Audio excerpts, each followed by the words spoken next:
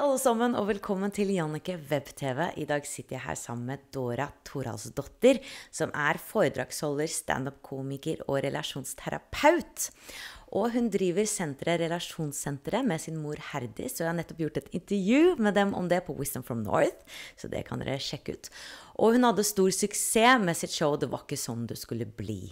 I dag skal vi blant annet snakke om det å ha tro på seg selv, og det å kanskje ikke sammenligne seg med alle andre, og tro at alt man ser i blader det ekte bildet. Velkommen skal du være, Dora. Takk, vi har mange temaer foran oss. I dag skal vi snakke om alt. Ja. Men det viktige temaer, og jeg så jo ditt fantastiske morsomme show. Det var ikke sånn det skulle bli, og du sa til meg nå at du har kanskje et gen, et sånn fryktløst gen, eller du har ikke så et stort gen av frykt. For jeg hadde tenkt å spørre deg om, hvordan tør du å være så fri og så lite selvhøytidelig? Ja, og det har jeg ikke en sånn fantastisk soleklart svar på, annet enn at jeg føler selv, utifra hvordan folk reagerer, at jeg mangler et eller annet veldig mange har, som å være veldig opptatt av hva andre måtte synes. Jeg faktisk ikke så veldig opptatt av det. Sånn at, og jeg tror det har vært en lang prosess å komme dit, for jeg var mye mer opptatt av det før. Jeg var veldig opptatt av å bli godt likt. Jeg viste veldig lite av hele meg. Jeg skulle bare være den blide, greie, snille, ålreite. Og livredd for at noen skulle oppfatte meg som enten kjedelig, middelmådig, døll. Det var liksom før. Og så begynte jeg på familieterapiutdanningen, hvor jeg trodde jeg har jo ikke noe å jobbe med, for jeg vel egentlig strengt tatt nesten i mål. Og når jeg begynte, så tenkte jeg har jo ikke begynt.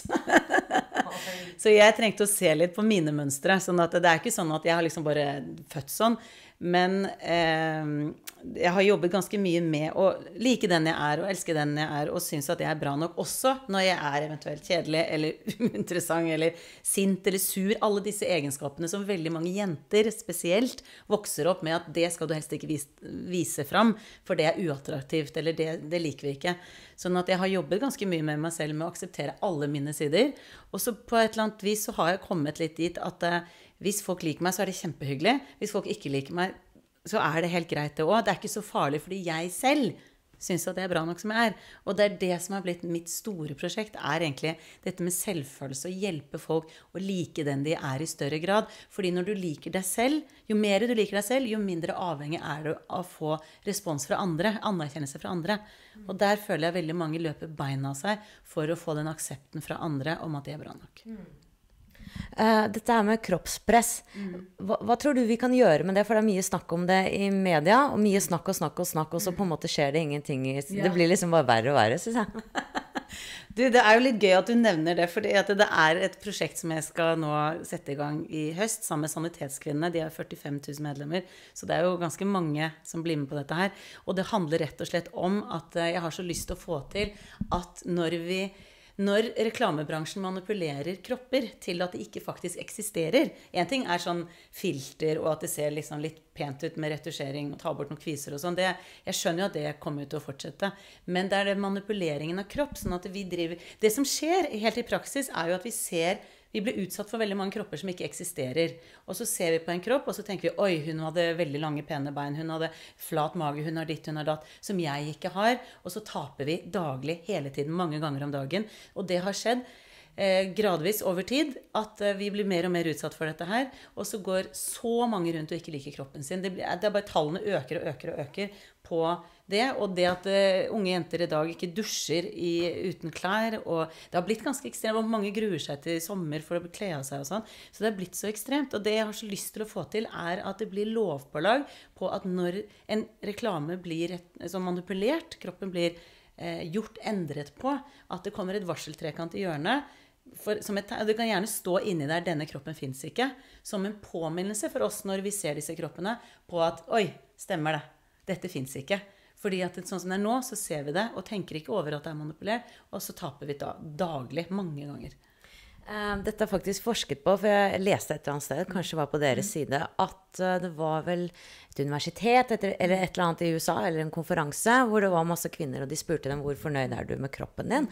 Og de fleste var egentlig ganske fornøyd. Og så sendte de masse bilder av vakre modeller, og så stilte de det spørsmålet igjen, og da gikk den skalaen ned. Ja. Det var, jeg tok mastergrad i kommunikasjon og journalistikk for lenge siden i England, og da var det en undersøkelse som det kan være at du sikter til, på Harvard, hvor de hadde 100 kvinner som kom fra veldig ulike lag i samfunnet. Det var liksom ikke bare studenter, det var liksom masse forskjellig alder og sosiale lag. Og så fikk de velge sitt favorittblad. Det var altså virkelig alt av blader. Velg ditt favorittblad. Og de kom dit og trodde egentlig de skulle svare på noe om bladene, liksom. Så de visste ikke hvorfor de var der, som var litt av hensikten. Og et av spørsmålene i mange som de skulle bli stilt før de begynte å lese, de visste jo ikke at det var det spørsmålet de var ute etter, var hvordan har du det akkurat nå? Kryss opp fra 1 til 10. Det var bare en av sikkert 20 spørsmål. Og så ble de bedt om å lese det sitt favorittblad, altså et blad de virkelig ville lese.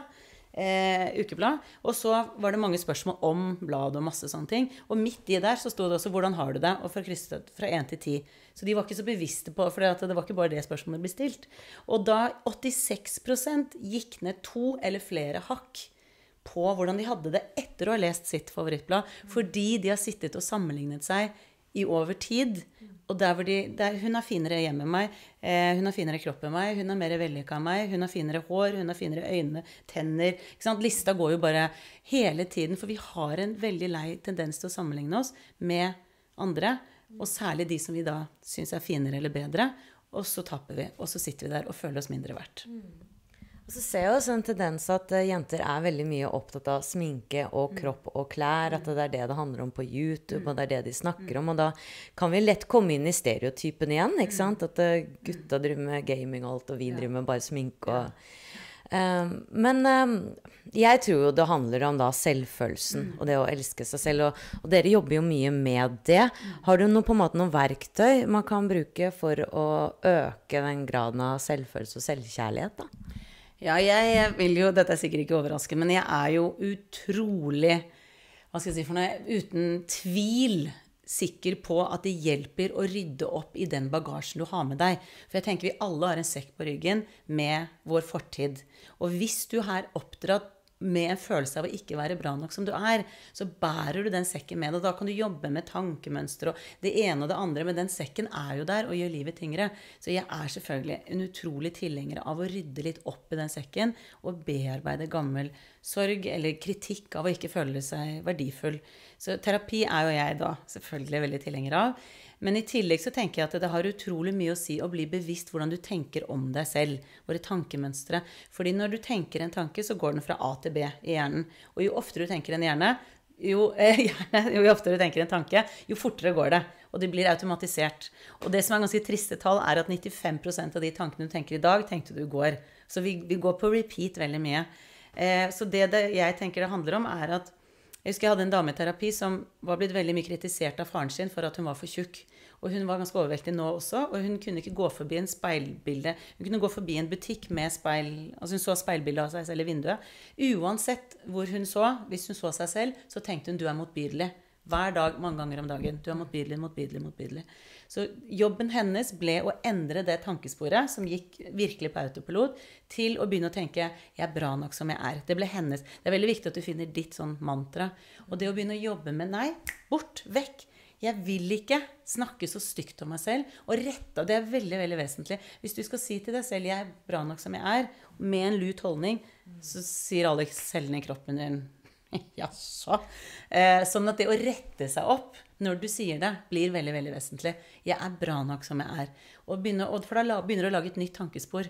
Og jo oftere du går inn der, så hvordan du tenker om deg selv blir også veldig vesentlig. Og så tenker jeg dette med å sammenligne er at, dette her er fra Mia Törnblom faktisk, Mia Törnblom, ja, hun svenske. Hun har, som jeg bare synes er litt klokt også, det er at når du ser noen som er finere enn deg, eller i real life også, og vi sammenligner oss, så har vi en tendens med å, oi, så flink hun er, jeg er dårligere. Oi, så pen hun er, jeg er styggere. Så det å være litt bevisst på å tenke, oi, så pen hun var, og så sette punktum. Og bare, der er hun. Jeg er her. For å være litt klar over at og ikke liksom dra seg selv ned da. For det det som veldig ofte skjer når vi sammenligner. Ja, Og så tenker jeg at det veldig vanskelig i dag å jobbe med dette her på en måte, fordi vi dessverre har et samfunn hvor det blir så forherliget å være vakker og pen og det ytre på plass, at du blir så ofte dratt litt tilbake inn i det. Fordi at ukeblader, de som kjente i dag, alle sammen proklamerer liksom, hvis du bare blir pen nok, rik nok, brun nok, kjent nok, da blir du lykkelig. Og så higer alle etter det. Mens jeg har jo hatt mange vellykka, pene, vakre, rike, ikke sant? Alt på stell, utad, i terapi. Og som sier, alle tror jeg har det så bra, men så har jeg det ikke noe godt inni meg. Det jo her. Har du det godt her, så blir alt det andre mindre viktig. Sånn at jeg så utrolig opptatt av hvordan snakker du til deg selv. Bearbeid gamle ting. Vær snill med deg selv, raus mot deg selv. I stedet for å dra deg selv ned, og dra deg selv opp. Og det krever innsats over tid, men det fullt mulig, heldigvis.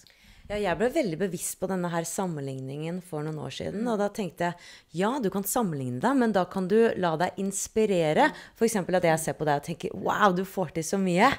Og som du sier, punktet med at, ja, men det får ikke jeg får ikke til så mye, men wow, jeg blir inspirert av deg, da kan sikkert jeg gjøre det også, ikke sant? For hvorfor skulle ikke jeg også kunne gjøre det?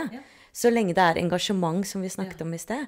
Og jeg tenker, du må jo brenne for det du driver med, og hvis du ikke brenner for det, så kan du jo gjøre noe annet, og så da det ikke det du skal gjøre, på en måte. Men du jo veldig opptatt av relasjoner, og har et foredrag som heter God stemning. Kan du gi noen verktøy kanskje fra det foredraget, om hvordan vi kan forholde oss til hverandre? Ja, jeg snakker jo veldig mye om at hvis du vil ha gode relasjoner med andre, så det helt avgjørende at du har en god relasjon til deg selv. For det her alt begynner. Så hvis du veldig kritisk mot deg selv, så det helt unaturlig for deg å begynne å bli raus og kjærlig mot alle andre. Fordi at hvor skal det komme fra? Det kan ikke bare komme fra intet, det trenger å komme herfra. Sånn at jeg veldig opptatt av at essensen av å ha gode relasjoner med andre at du har en god relasjon til deg selv. Og at du ærlig om deg selv til deg selv, først og fremst. Og så og så speiler det ut igjen. Sånn at den begynner jeg med. Og da jeg veldig opptatt av å være indrestyrt eller ytrestyrt, og være litt bevisst på, jeg veldig opptatt av å få aksept fra alle andre for å føle meg verdifull, eller føler jeg virkelig at jeg bra nok som jeg og tar jeg valg ut ifra hva jeg vil, eller tar jeg valg ut ifra om jeg må, bør og skal. For det sånne hodeord, sånne pliktord. Jeg må jo trene, jeg bør jo trene, jeg skal jo trene, vil jeg? Nei. At det liksom, da spør du deg selv, kjernen av deg. Så ordet vil jeg også veldig opptatt av. Men det som det foredraget handler veldig mye om, at vi har konflikthemmende ord, og så har vi konfliktfremmende ord. Som mamma og jeg liksom har satt sammen i rett og slett et system, sånn helt smørbrødliste. Og da det dette med personlig språk for eksempel, som konflikthemmende, snakke ut fra deg selv. Jeg opplever, jeg mener, jeg tror. For da snakker du ikke på vegne av noen andre. Og det som det magiske med det, at hvis, la oss si at du irritert på noen på jobben som kommer til stadighet for sent. Og så bruker du det som det motsatte av personlig språk, som du, mann og vi. Begynner setningen med det. Du kan ikke bare komme når du føler for det. Man gjør ikke sånn. Vi ikke bedrift hvor vi tar oss sånn til rette. Du må ta det. Da står jeg og sier det noe gærent med deg. Og da går den andre personen i forsvar. Mens det å bruke personlig språk, da sier du ingenting om den andre. Du sier bare, her jeg, og sånn har jeg det med dette her. Jeg merker jeg blir irritert. Jeg vil at du kommer til den tiden som avtalt. Jeg føler at det har vært veldig mange ganger du har kommet for sent, og jeg vil at du respekterer at du trenger å være her til 9:00. Jeg merker jeg blir ordentlig oppgitt. Da har du ikke sagt et ord om den andre. Du har bare sagt, sånn har jeg det. Og da blir du tydeligere uten å såre eller krenke den andre. Så det en av de tingene. Og så snakker jeg blant annet om dette med å sette ord på følelsene dine. Fordi at hvis du veldig sint, for eksempel, det å ikke si at du sint, så kommer det ut likevel. Men da kommer det ut i kroppsspråk, ordvalg og tonefall.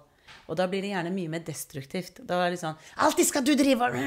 Og da viser jeg sinnet mitt og får det ut, men på en måte hvor jeg liksom kaster over på den andre. Og det oser. Mens hvis du setter ord på følelsene dine, jeg sint, jeg lei av dette, jeg utrolig frustrert, jeg så forbannet, så blir du litt ferdig med det. Og da trenger du ikke å få det ut med å kalle folk stygge ting, eller bli helt sånn overstadig. Kan du gjøre det på jobben? Altså, da kan vi jo bli sinte og irriterte, men det jo vanskelig, og man skal liksom ikke kommunisere det da. Ja. Det som så fascinerende, synes jeg, å leve nå, at det et paradigmeskifte på gang, hvor vi går fra å bli oppfattet at det profesjonelle, Ikke sant? Veldig mange sånn, det viktig å være profesjonell, og det å ha avstand, og det å ikke komme med seg selv, og det å liksom melde seg selv ut, og så man på en måte i en rolle og en figur på en måte, som representerer noe større. Men så heldigvis så begynner vi sakte men sikkert å gå over til at vi vil faktisk ha en relasjon med det mennesket som står foran oss, eller kollegaen vår, hvem du? Og det som helt avgjørende for å komme nærmere andre mennesker, jo at vi viser hvem vi Og når vi setter ord på følelsene våre, da kommer vi nærmere andre, for det liksom, nå tar jeg bort dette skallet her, og så kommer du inn i min verden. Så det skaper nærhet mellom mennesker å sette ord på følelsene. Og det en sakte men sikkert overgang fra å være det vi har kalt for profesjonell. La oss si en sykepleier da, som forteller, jeg beklager å måtte meddele, men de har fått kreft. Altså hvis du skal ta en sånn ekstrem versjon da, hvor alt skal liksom være uten følelser, så føles det veldig kaldt for den som tar imot. Mens det å by på at jeg veldig lei, ikke sant? Å være til stede, si, jeg så lei meg for dette, eller jeg merker at jeg blir trist når jeg ser dette her, så skaper du jo et forhold til et annet menneske som nærere, og som mye mer menneskevennlig. Jeg tenker vi har levd i et litt menneskefiendtlig samfunn på mange måter i veldig mange generasjoner. Jeg møter jo dette i intervjuene mine nå. Jeg ser jo en del fellesnevnere, blant annet Wisdom from North, hvor folk snakker om dere må anerkjenne følelsene deres. Vi emotional beings, og vi må uttrykke følelsene. Og jeg tenker også at det henger kanskje sammen med sånn patriarkat, at menn har hatt vanskeligheter med å gråte, de skal ikke gråte, det en sånn stereotyp. Og det mange av de som i lederstillinger, så da blir det på en måte prototypen da. Så den feminine verdien, det å vise følelser og være sårbar, det må komme også litt opp og frem da. Ja. Og det litt gøy at du sier det, for at jeg sier det i foredragene mine, at når jeg sier dette med sett ord på følelsene dine, når det for eksempel en uenighet, så har det vært så undervurdert dette med følelser, fordi vi har hatt stort sett menn som har styrt i veldig, veldig mange år, og da har følelser vært en damegreie. Og det jo ikke det at menn har noe mindre følelser, men de oppdratt til å vise de mindre, så de har stua de veldig mye bort, og så ender de opp med å løpe Birken, veldig mange, eller drikke alt for mye. Bare for å ta litt ekstremversjoner her. Jeg tenker det mange som har gått til terapi der, for det mange måter å flykte fra følelsene på.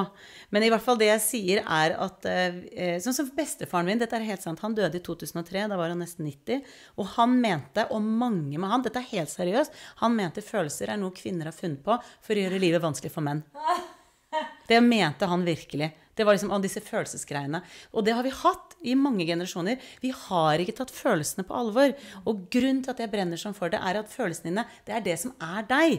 Når noen kritiserer det du føler, ikke vær så sur. Det gjør masse med deg. Ja, men jeg har jo lov til ikke sant? Det jo noe gærent med deg. Eller når noen ser deg, så det fordi at du får en følelse av at følelsene dine greit. Sånn at hvis noen kommer på jobb og sier, jeg ser at jeg opplever deg litt utenfor, eller jeg har hørt at du ikke har det så lett om dagen, hva skjer? At da det en aksept for at du deg. Og da, det en trygghet, ikke sant? Deg har jeg lyst til å være i nærheten av. Sånn at vi har undervurdert veldig å akseptere andres følelser, men i aller høyeste grad å akseptere våre egne. Og det jeg synes så trist at veldig mange ikke hører på følelsene sine, og de banker på, de skurrer, det murrer, det noe som ikke stemmer, og så bare hører vi ikke på det, og så durer vi på, og så blir det høyere og høyere, og så ender det veldig ofte opp i sykdom for eksempel, fordi vi ikke har hørt på oss selv. Og jeg tenker virkelig at, og nå peker jeg på magen her, for det her følelsene at følelsene våre kompass i livet.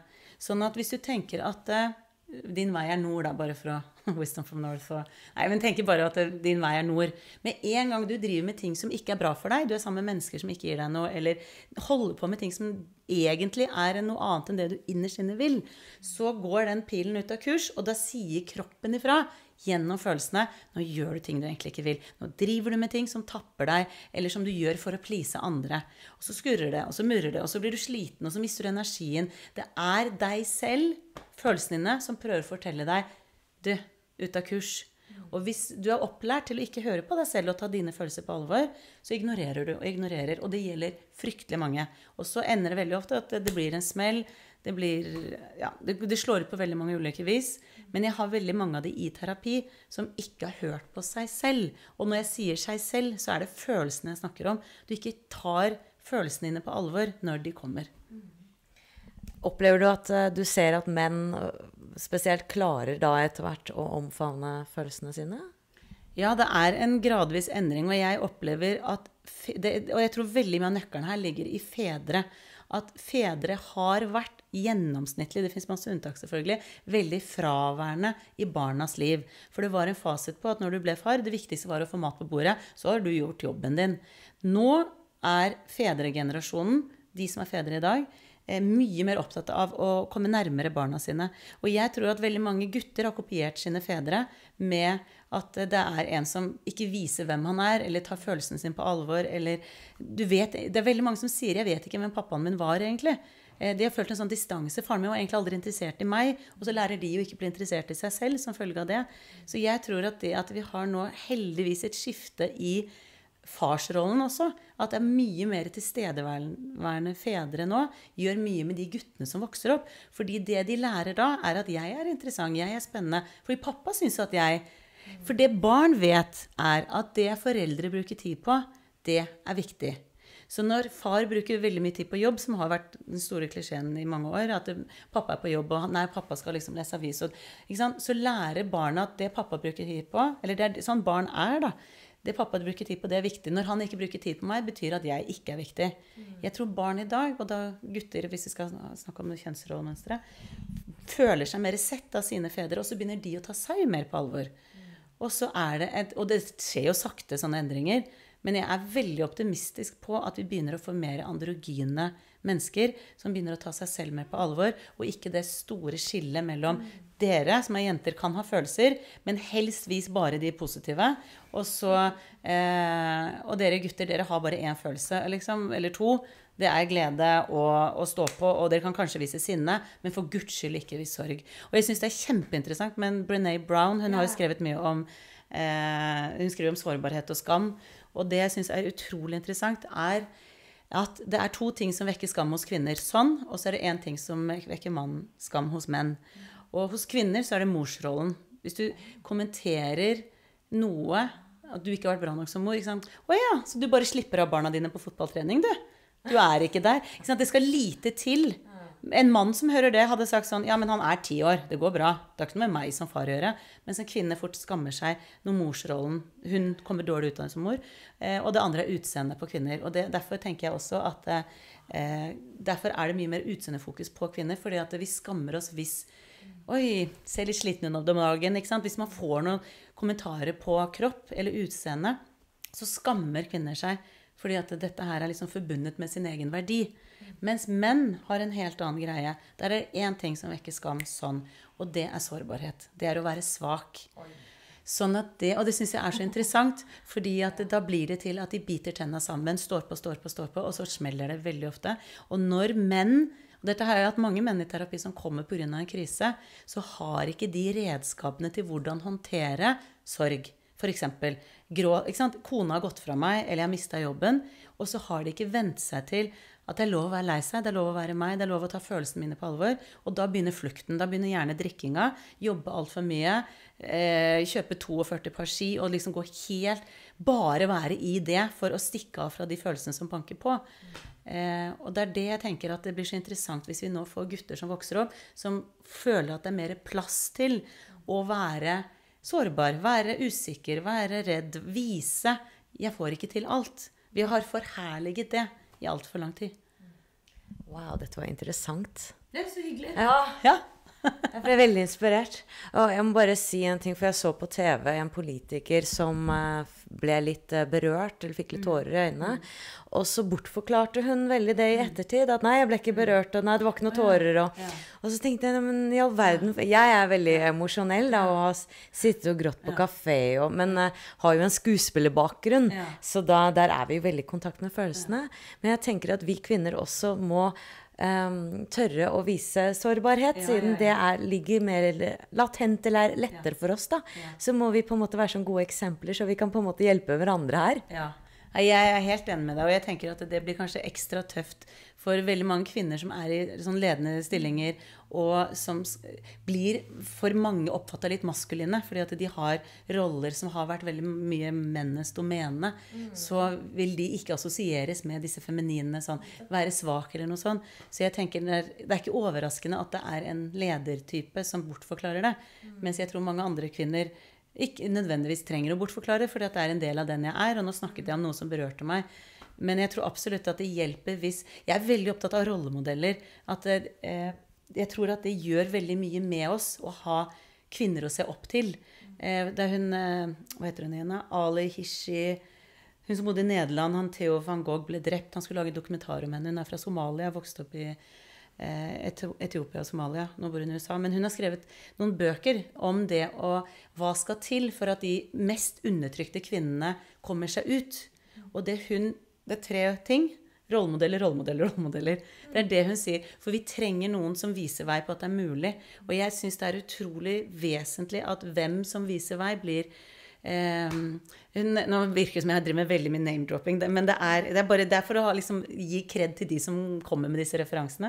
Men hun, Sheryl Sandberg, som sjefen i Facebook, hun var jo sjefen i Microsoft før, hun har skrevet en bok som heter Lean In, og så har hun et eksempel der på 2 barn som lekte i Tyskland, for hun har en venninne i Tyskland, 2 barn på 8 år som lekte, og så fant ut at de skulle leke forbundskansler og medhjelperen.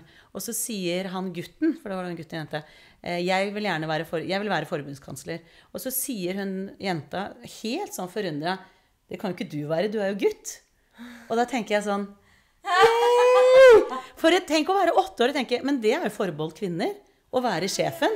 Og jeg tenker bare hvor vesentlig, jeg tenker for Barack Obama å være svart for svarte USA, jeg tenker det at vi har Erna, fantastisk, og at ikke hun sylslank, synes jeg også helt supert, fordi at det noe med liksom, det plass for alle å bane vei, og jeg tror rollemodeller veldig, bare for å ta en ting som jeg synes var så nydelig, det en historie om en bestemor som går ned med sin 2-åring, som går ned trapper for første gang fra leiligheten og ned. Og før det så har dette barnebarnet blitt båret hele tiden. Sånn at det første gangen barnet går selv nedover. Og så går de ned alle trappene, og så når de kommer ned så sier bestemoren, så fint, du klarte det så bra helt selv! Og så sier barnebarnet, gikk selv, men ikke alene. Og akkurat den setningen der, gikk selv, men ikke alene, det det jeg tenker med rollemodeller, at det å gå sin vei og tørre å gjøre sine ting, det helt annerledes, for du alene, og det noe med at dette din vei, men ikke føle seg alene. Da tenker jeg, for kvinner, å ha kvinnelige rollemodeller å se opp til. Jeg har for eksempel Oprah Winfrey, som jeg synes bare, wow, tenk hvordan hun får folk til å åpne seg, og snakke fra hjertet. Og jeg tror at vi beundrer alltid de menneskene som har egenskaper vi selv også har. Jeg som synger skjærende falskt, virkelig sånn katastrofedårlig, har aldri hatt popstjerner på veggen, eller hatt noe voldsom. For jeg har ingenting der å gjøre. Det bare helt sånn, det ikke min vei.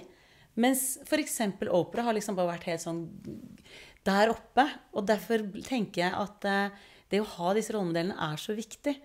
Sånn at når du sier at jeg synes det synd å høre at det en som blir berørt av noe, fornekte det, for da fornekter hun også hvem hun Jeg tenkte det var et godt eksempel på det at vi ikke omfavner vår femininitet, da, og jeg tror jo at kvinner har maskuline sider og feminine sider, og menn har feminine sider og maskuline sider, men at vi må eie vår feminine side også, ikke bare prøve å bli menn da. Være som menn, ikke sant? Jeg tenker at det også ganske fint å være bevisst på hva det gjør med andre når vi viser hvem vi Fordi at vi tror så gjerne at jo mer perfekt vi jo mer liker folk oss.